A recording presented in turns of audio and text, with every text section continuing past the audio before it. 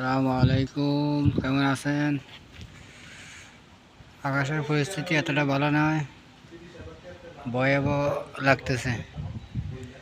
প্রচুর ঝড় তুফান হইতেছে, দেখেন।